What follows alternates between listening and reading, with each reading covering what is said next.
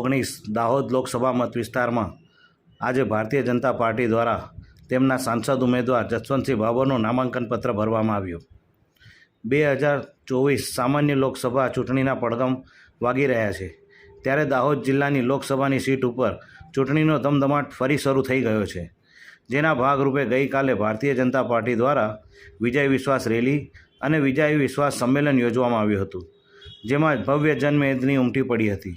અને આજે સવારે ભારતીય જનતા પાર્ટી દ્વારા ભારતીય જનતા પાર્ટીની ઓફિસ કમલમ ખાતે ભેગા થઈ ભારતીય જનતા પાર્ટીના દાહોદ 19 લોકસભાના ઉમેદવાર જસવંતસિંહ ભાભોરનું નામાંકન ભરવા માટે કમલમ દાહોદથી ભારતીય જનતા પાર્ટીના જિલ્લા પ્રમુખ શંકરભાઈ અમલિયાર, રામસિંહભાઈ રાઠવા, મીડિયા પ્રભારી તરુણ બારોટ, રાજ્યમંત્રી બચુભાઈ ખાબડ, જિલ્લા પંચાયત પ્રમુખ કરણસિંહ ડામોર તેમજ સંગઠનના અન્ય હોદ્દેદારો ભેગા મળી દાહોદ જિલ્લા સેવા સદન ખાતે પહોંચી ચૂંટણી અધિકારી યોગેશ નીરગોડેને ફોર્મ સોંપ્યું હતું અને પોતાના નામાંકનની વિધિ પૂર્ણ કરી હતી।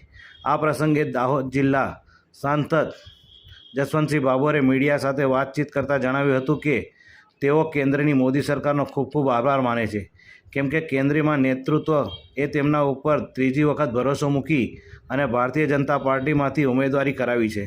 તેમજ વધુમાં કહ્યું હતું કે દાહોદ જિલ્લાની મારી જનતા જે મને 2 ટર્મથી સાંસદ બનાવી રહી છે અને તેમના આશીર્વાદ આપી રહી છે, સાથે સાથે હું દાહોદ જિલ્લાના ભારતીય જનતા પાર્ટીના સંગઠનનો પણ આભાર માનું છું અને દાહોદ જિલ્લાના એક કાર્યકર્તાઓનો પણ હું આ પ્રસંગે આભાર માનું છું અને આવા સાથ અને સહકાર અને આશીર્વાદ મને જિલ્લામાંથી મળતો રહે, જેથી આપણા દેશના વડાપ્રધાન નરેન્દ્ર મોદીનું વિકસિત ભારતનું જે સપનું છે તેમાં હું દાહોદને પણ આગળ વિકાસની કેડીએ કંડારી શકું અને આવનારા સમયમાં દાહોદને વધુને વધુ વિકાસની ગતિ આપી શકું।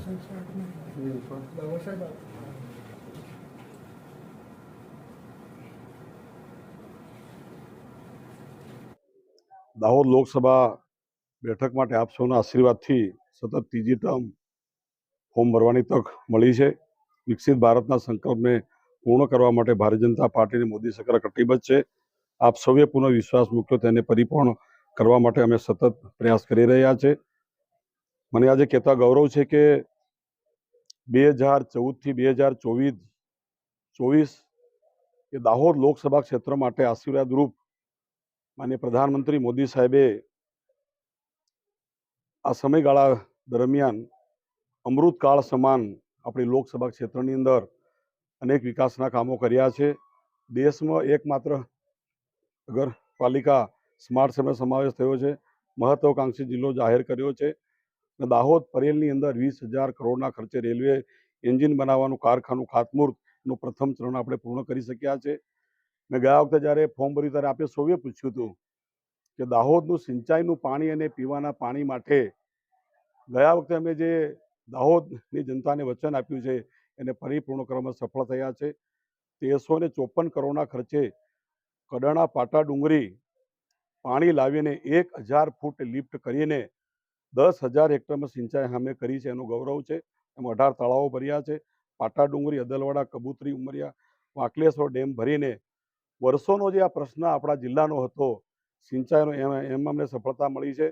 આપણું દાહોદ શહેર કેટલા બધા વર્ષોથી એને 15 દિવસે પાણી મળતું હતું, ભૂતકાળની સરકારો કરી શકી નહોતી, પણ માનનીય મોદી સાહેબનો આપણે આભાર માનીએ કે 84 કિલોમીટરની લાંબી પાઇપલાઇનથી 127 કરોડના ખર્ચે કડાણાનું પાણી દાહોદ શહેરને અપાવવામાં આપણે સફળ થયા છે।